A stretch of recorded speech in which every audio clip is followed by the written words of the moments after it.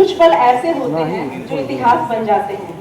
आज का ये पल उन्हीं में से एक है।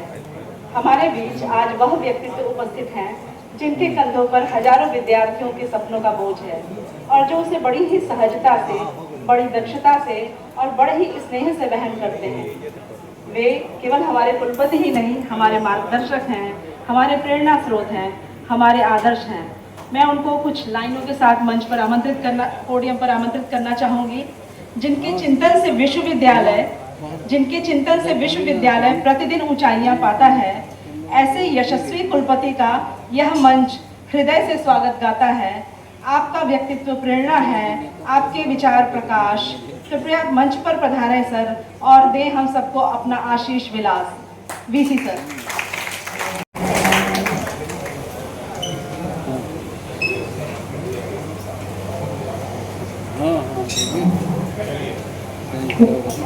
बहुत बहुत धन्यवाद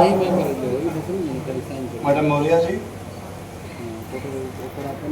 मंचासीन संपूर्णानंद संस्कृत विश्वविद्यालय से पधारे हुए संस्कृत के मर्मज्ञ और मार्तंड विद्वान प्रोफेसर जी, वेदांत के ज्ञान के पर्यायवाची प्रोफेसर मिश्रा जी,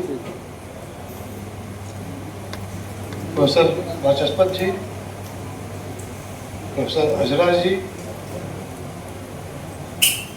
इस महाविद्यालय के सक्षम योग्य प्राचार्य प्रोफेसर कृष्ण खान जी, सामने बैठे हुए हमारे बड़े ही प्रिय प्रधानाचार्यों में से एक प्रोफेसर अशोक जी, महेंद्र जी, विनोद जी, संजय कुमारी और हमेशा मुस्कुरा कर मिलने वाले, अच्छे कॉलेज का संचालन करने वाले Manish ji, professor Srivastava, professor Shyamji Mishra ji, professor T N Pandey ji, professor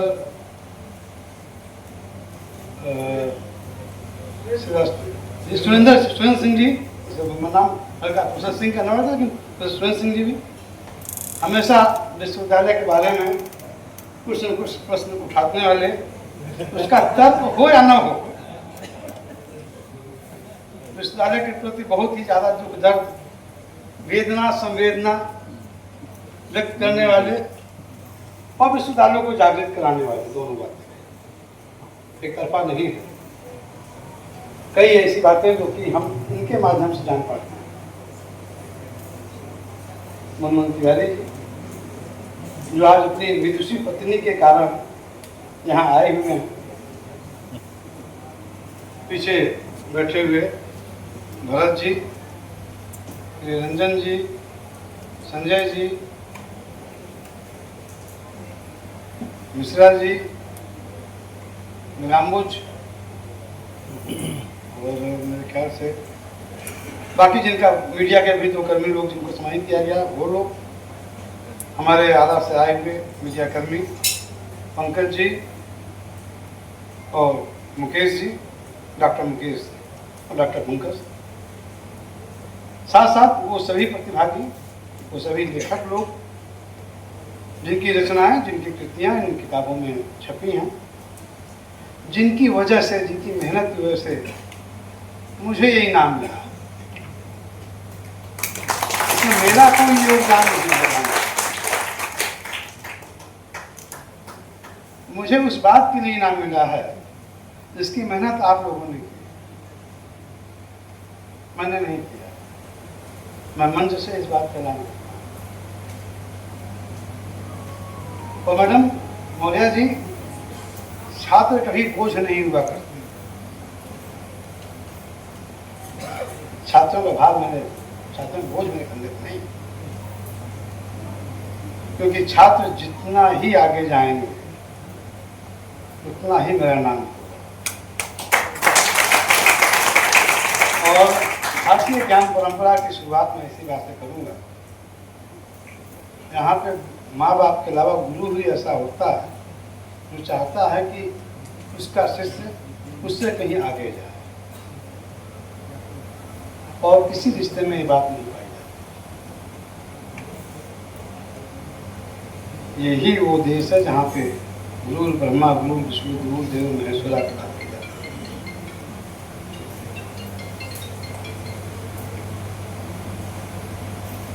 है। यही वो देश है जहाँ कबीरदास भी कहते हैं गुरु गोविंद दाऊ खड़े करके लाओ। गुरु की महिमा शुरू से अंत तक। लेकिन आपने एक बात और जोड़ दी, बदलते परिवेश में भारतीय ज्ञान परंपरा, यही बड़ी दिक्कत हो जाती है। समय के साथ गुरु को नहीं बदलना चाहिए, न गुरु का औचित्य विवादपूर्ण होना चाहिए।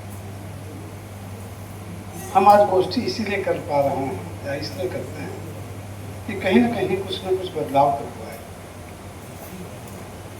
हम ज्ञान परंपरा की बात करते हैं लगातार कि हमारे वैदिक परंपराओं में ये था, ज्ञान परंपरा में ये था। हम वैज्ञानिक दृष्टिकोण से इतने आगे थे, चरक की बात कहिए, सुश्रुत की बात कहिए, बौधायन की बात कहिए, भास्कराचार्य की बात कहिए, आर्यभट्ट की बात कहिए, इसमें अधिकांश नाम इसी धरती से हैं। ध्यान रखिए, ये सभी लोग उसी परंपरा के वाहक थे जिस परंपरा की शुरुआत इसी कॉलेज के नाम से, जिनका कॉलेज का नाम बड़ा है, गुरु विश्वामित्र से। और जब तक इस परंपरा का निर्वहन होता रहा तब तक भारत दुनिया में नंबर 1 बना रहा। ताज्जुब की बात है कि हम इस बात पर तो बहस करते हैं कि भारतीय ज्ञान परंपरा में ऐसी चीज होनी चाहिए, हम भूल रहे हैं, संस्कृत भूल जा रहे हैं, हम हमारे सारे ग्रंथों में ऐसी ऐसी चीजें लिखी हुई हैं, लेकिन इसे बताएगा कौन? बताने वाले गुरु की स्थिति कहाँ है आज, ये बताइए। जिस दिन आप ये जान जाएंगे कि बताने वाले गुरु की स्थिति वैसी ही है जैसे पहले थी, तो इस संगोष्ठी का कोई मतलब नहीं रह जाए। क्योंकि गुरु गुरु है, जब गुरु ब्रह्मा हो जाएगा तो फिर मतलब क्या रह जाएगा। तब आपको इसलिए सेमिनार करने की जरूरत नहीं पड़ेगी कि हम इतने पीछे क्यों हैं। कमाल की बात यह भी है, हम उदाहरण क्या देते हैं कि ऑक्सफोर्ड यूनिवर्सिटी में तो पीएम भी जाते हैं तो जरूरी नहीं कि वीसी साहब मिलने चले जाएं। हम उदाहरण क्या देते हैं कि मैसेच्यूसेट्स यूनिवर्सिटी में प्रेसिडेंट ऑफ यूएस अगर जाएं तो अगर कोई प्रोग्राम न हो वीसी का तो मुलाकात नहीं हो पाती। हम उदाहरण देते हैं कि जर्मनी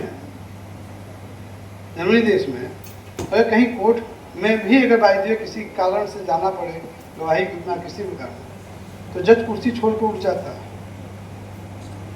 मैंने उन देशों का नाम लिया जो कि डेवलप नेशन है।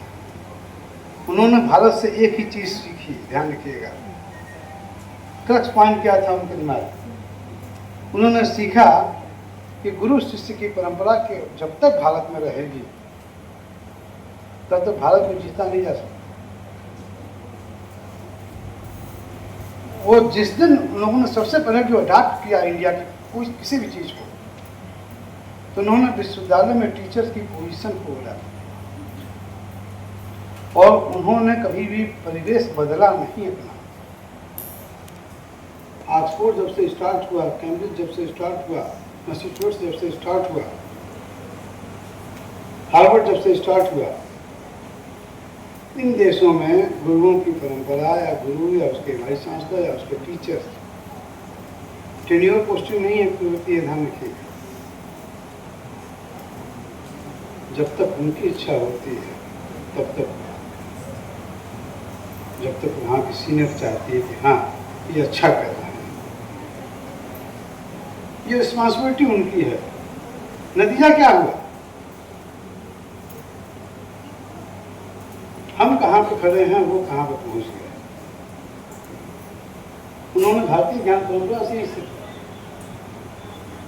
इस प्रकार की जितनी भी संगोष्ठी हो रही है कि हम कहाँ थे, क्या थे, हमारी ज्ञान परंपरा में क्या है, आर्यभट्ट ने सबसे पहले ये बताया, तो उन्होंने ये बता दिया धरती का परिकन क्रांति से पहले इंडिया के अंदर बताई गई। तो ऐसा हुआ क्या? देखिए, चार्ल्स डिस्पेच के बाद से मैकेनियन सिस्टम ऑफ एजुकेशन जब से आया, तब से हमारे अंदर हीन भावना आ गई। ध्यान दीजिएगा, हमने किसी भी गुरु को दूसरों की भाषा सीखते नहीं पाया। भारत में जिसको पढ़ने आना होता था, उसको या तो संस्कृत आनी चाहिए थी, या तो पाली आनी चाहिए थी, या हिंदी भाषा में पढ़ाई होती थी। उनकी मजबूरी होती थी, साथ छात्र सीखने आता था भाषा। आज वही साइकिल हमने दोहरा ली है कि हम अपने बच्चे को इसलिए इंग्लिश बताते हैं, या वीसी साहब जब तक इंग्लिश बोलेगा नहीं, तब तक ये सर्टिफिकेशन नहीं मिलेगा कि वीसी साहब कुछ जानते भी हैं। ये जो कॉम्प्लेक्स आ गया हमारे में, इसने बैकबोन रीढ़ ही तोड़ दी। जिस दिन हमने अपना आत्मविश्वास खो दिया, उस दिन हम मानसिक रूप से गुलाम हो गए। आज़ादी की लड़ाई लड़ने के बाद 47 में आप आज़ाद हुए, क्या आप आज़ाद वास्तविक हैं? हम अभी भी तो कोट करते हैं जितने भी फॉरेन ऑथर्स हैं। मैं मैनेजमेंट का छात्र हूं, आज तक हम कोई मैनेजमेंट की अच्छी किताब हिंदी मीडियम में नहीं पढ़ी। देख लें दैट कि they are the superior race. अरे भाई, कम से कम वो मेरी भाषा में आके कंपटीशन करें तो। मेरे अंदर वो कुव्वत है, मेरे अंदर वो सुपीरियरिटी है, मेरे अंदर वो इंटेलिजेंसिया है कि हम आपकी भाषा को सीख कर आपकी भाषा में आपका जवाब देते हैं और तब से सीखते हैं। तो सुपीरियर रेस हुआ क्या? कौन सुपीरियर रेस?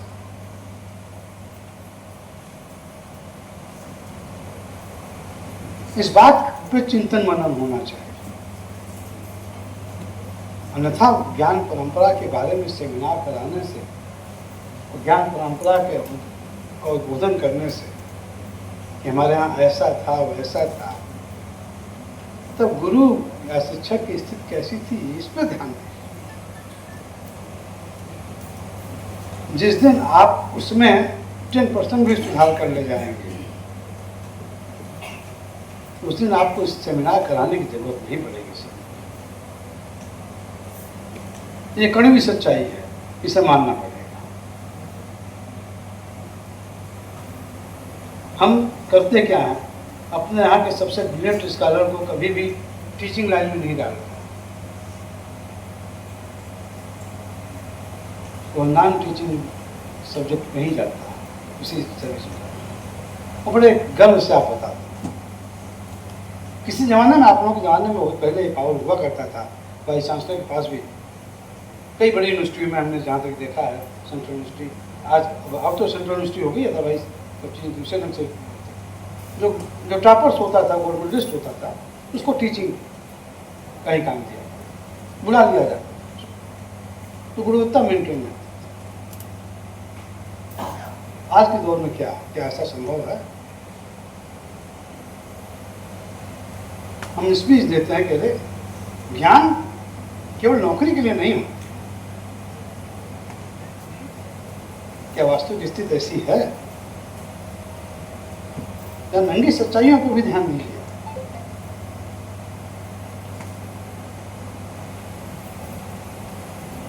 हमारे यहाँ ऐसे लोग भी जागृत हो जाते हैं जिनका शिक्षा से कोई लेना देना नहीं, वो कमेंट वहीं से आता है। और शिक्षक आप अपने आप को सो कॉल्ड इंटेलेक्चुअल मानते हुए उस रास्ते से हट जाता है। ऐसा होना नहीं चाहिए। शस्त्र और शास्त्र दोनों शिक्षक सिखाता है और साथ साथ ये भी बताता है कि कहाँ पर शस्त्र की आवश्यकता है, कहाँ पर शास्त्र की आवश्यकता है। विश्वामित्र जी ने राम को शास्त्र की भी शिक्षा दी थी और शस्त्र की भी। अगर शस्त्र की शिक्षा न होती तो रावण पराजित नहीं हो पाता। केवल ये कहकर कि नहीं हमारा काम पठन पाठन है। सभी वायलेंस नहीं होता है। ध्यान रखिएगा, गुरु अपने पद से, अपने रास्ते से, अपने मार्ग से काफी हद तक विमुख होता चला है। क्यों? क्योंकि उसको रोजी रोटी से जोड़ा जाता है। कहते हैं ना, कबीरदास जी ने कहा था कि न कुछ देखा ज्ञान ध्यान में, न कुछ देखा भक्ति में। कहत कबीर सुनो भाई साधो, जो देखा दो रोटी में।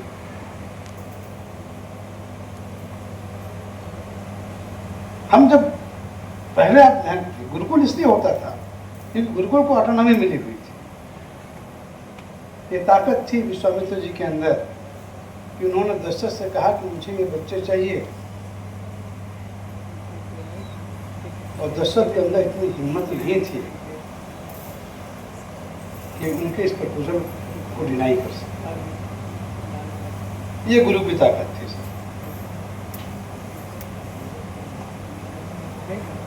आज क्या संभव है? हम दो कदम जरा इस तरफ देखना, गुरु को मान सम्मान का भी ख्याल रखते हैं। मैं नहीं कहता सभी लोग एक जैसे होते हैं, लेकिन जो कुछ अलग हटके कर रहे हैं उनका भी मान होना चाहिए। और सम्मान वही दे पाता है जो सम्मानित होता है।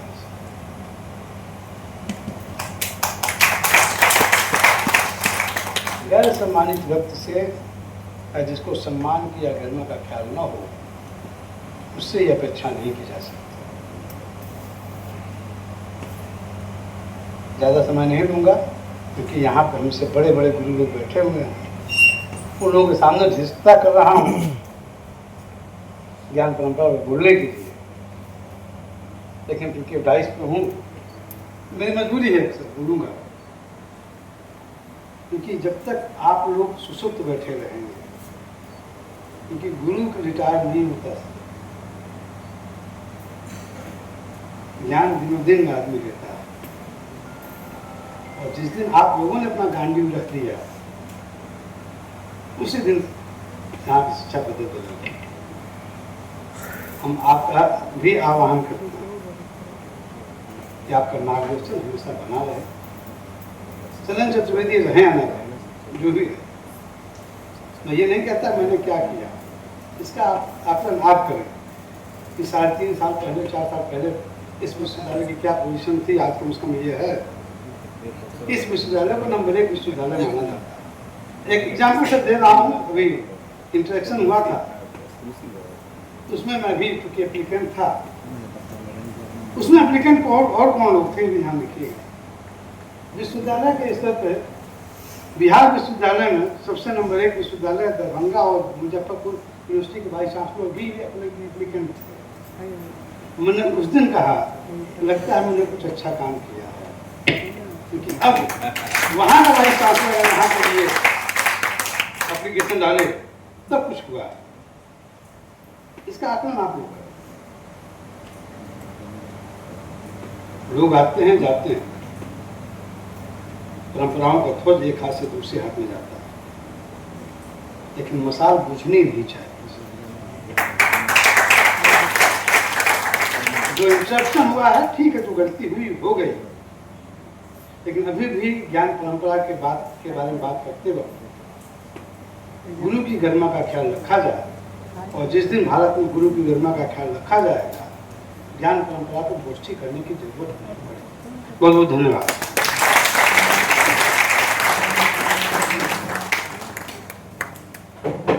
बहुत बहुत धन्यवाद सर, आपके मार्गदर्शन के लिए। मैं महाविद्यालय परिवार की तरफ से आपका आभार व्यक्त करती हूँ कि आप हमारे बीच में आए और हमारा मार्गदर्शन किया आपने। कार्यक्रम की अगली कड़ी में मैं यहाँ पर डॉक्टर नवीन शंकर पाठक सर को बुलाना चाहूंगी। वो आएंगे और अपना उद्बोधन देंगे। डॉक्टर नवीन शंकर। बहुत बहुत धन्यवाद। मंचासीन सभी मानस अतिथियों का हार्दिक स्वागत, वंदन, अभिनंदन है। आदरणीय कुलपति महोदय को हम लोगों ने बड़ा धैर्य से सुना, इसके लिए मैं आप सबों को बहुत साधुवाद ज्ञापित करता हूँ। अब मैं कुलपति महोदय से एक छोटा विनम्र निवेदन करूंगा कि हमारी जो 2 छात्राएं हैं शिवानी कुमारी, द्वय शिवानी कुमारी, दोनों अंग्रेजी विभाग की छात्रा है और 1 महीने की अनवरत मेहनत से इस प्रोजेक्ट को तैयार किया है। इन्होंने बड़ा आग्रह किया कि सर से हम लोगों को एक बार ये प्रोजेक्ट का अवलोकन कराए ताकि हम लोगों का मान बढ़े। तो हमने कुलपति महोदय से मैं आग्रह करूंगा कि वो उसका एक अवलोकन करके और बच्चियों का मान बढ़ाए।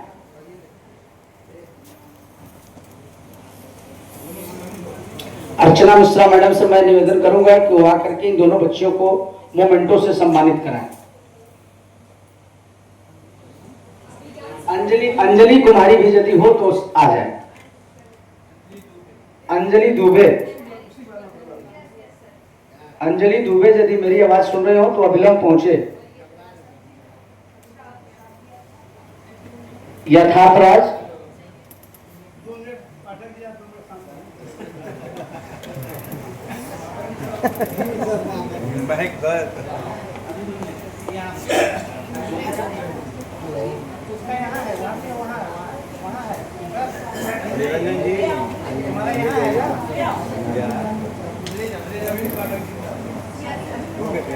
सर को यही दिखा देंगे तो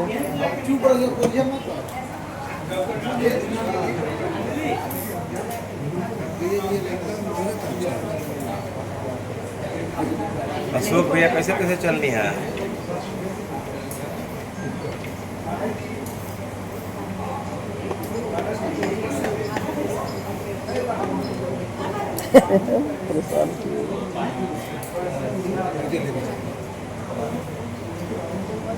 यहीं लाके दिखाना पड़ता है।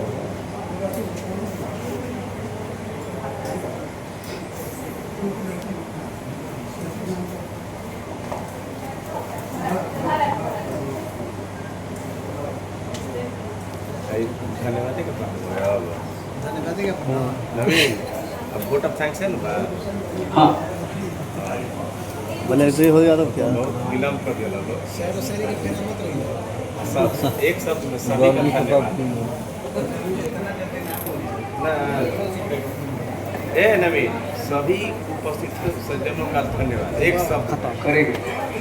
नाम धर्म का ना, अरे अशोक भैया के सब चिन्ह था।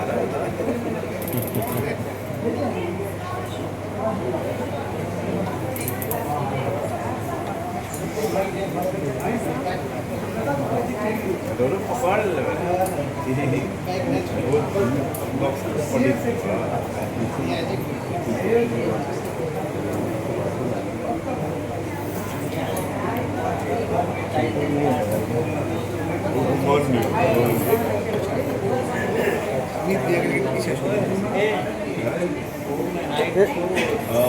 ये नवीन जी माइक बात देते वहाँ तो कुछ जी बहुत 5 मिनट अभी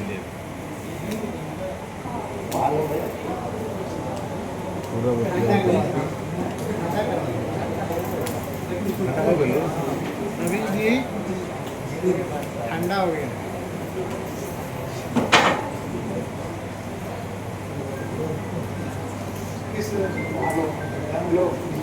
हेलो फोटो ला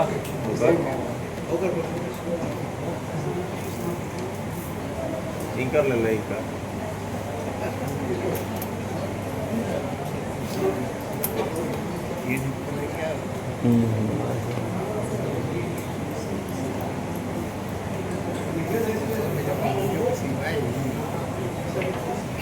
भारत देश की वजह बहुत कुर्ता पैजामा वीडियो की सेवा है भारत देश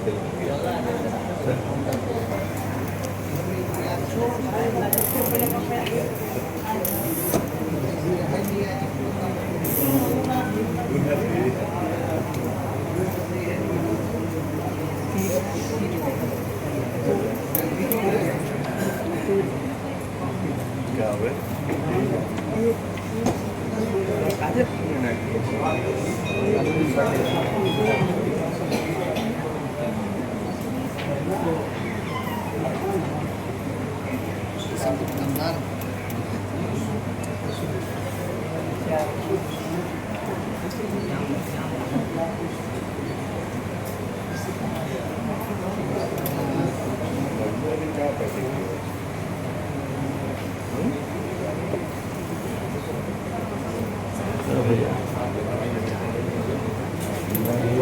अब मैं कुलपति महोदय से निवेदन करूंगा कि दोनों बच्चियों को एक मोमेंटो दे करके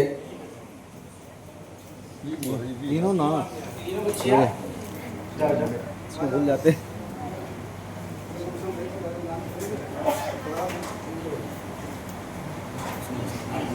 प्रिय सर, अभी आप भी स्थान लेंगे। अक्षिता श्रीवास्तव यदि हो तो वो भी आ जाए। अक्षिता श्रीवास्तव, शायद वो सभा डॉक्टर इसरार आलम सर से आग्रह करूंगा कि उनकी पुस्तक छूट गई है तो आकर के कुलपति महोदय के कर कमलों से प्राप्त करें। अर्चना मैम से निवेदन करूंगा कि वो उपलब्ध कराएं।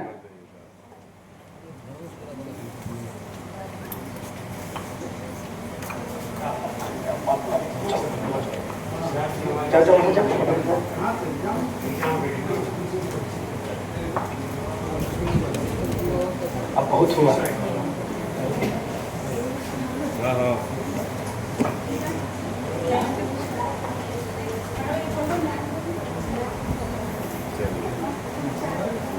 सभी का धन्यवाद।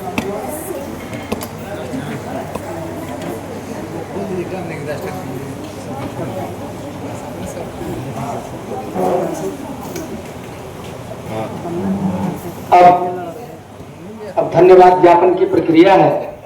महर्षि विश्वामित्र महाविद्यालय बक्सर के पुनित प्रांगण में मानस सभागार में उपस्थित हमारे आदरणीय मुख्य अतिथि महोदय, विशिष्ट अतिथिगण, विद्वान आचार्यगण, सम्मानित शिक्षकगण, शोधार्थी एवं उपस्थित सभी ज्ञान प्रेमी स्वजनों, भारतीय ज्ञान परंपरा एक अनंत यात्रा विषय पर आयोजित इस संगोष्ठी सेमिनार के सफल आयोजन में आप सभी की गरिमा में उपस्थिति और सक्रिय सहभागिता ने इस कार्यक्रम को अत्यंत सार्थक बनाया।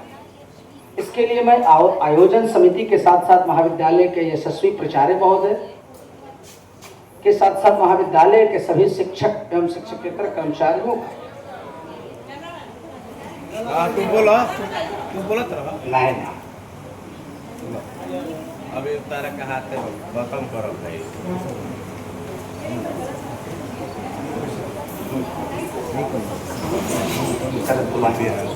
का आभार व्यक्त करेंगे। साथ ही मैं श्री सागर दीक्षित साहब जो तोलाराम ग्रुप नाइजीरिया से इस सेमिनार के लिए उन्होंने अपना अमूल्य सहयोग दिया है, उनको भी मैं धन्यवाद ज्ञापित करता हूँ। सबसे पहले मैं अपने मुख्य अतिथि आदरणीय प्रोफेसर डॉक्टर शैलेंद्र कुमार चतुर्वेदी जी का हार्दिक स्वागत वंदन एवं अभिनंदन करता हूं कि उन्होंने अपने व्यस्त समयों में से निकाल करके हमारे महाविद्यालय के लिए इस प्राचीन भारतीय ज्ञान परंपरा में मानवता एक अनंत यात्रा में अपना एक सार्थक अभिभाषण हम लोगों के समक्ष प्रस्तुत किया। मैं उम्मीद करता हूं कि हम लोग इसको आत्मसात करेंगे और अपने जीवन में परिलक्षित करेंगे। साथ ही मैं अपने सभी मुख्य अतिथि, विशिष्ट अतिथि एवं सभागार में उपस्थित हमारे सभी आचार्यगण, प्राचार्यगण और दूर से आए हुए प्रधानाचार्यगण, समाज सेवी, पत्रकार बंधु, शोधार्थी सभी का मैं आभार व्यक्त करता हूं जिन्होंने 2 दिन बड़ी शिद्दत से इस ज्ञान रूपी गंगा में डुबो करके बहुत सारा ज्ञान अर्जन किया। इसके लिए मैं उन लोगों को बहुत कम शब्दों में साधुवाद अर्पित करता हूँ। चूँकि समय बहुत कम है, भोजन हम लोग का तैयार है, ऑलरेडी हम लोग विलम्ब चल रहे हैं। इसके साथ मैं इस धन्यवाद ज्ञापन की प्रक्रिया को समाप्त करते हुए राष्ट्रगान के लिए आप सभी को आमंत्रित करते हैं। बाद में हम सभी एक साथ खड़े हो जाएंगे।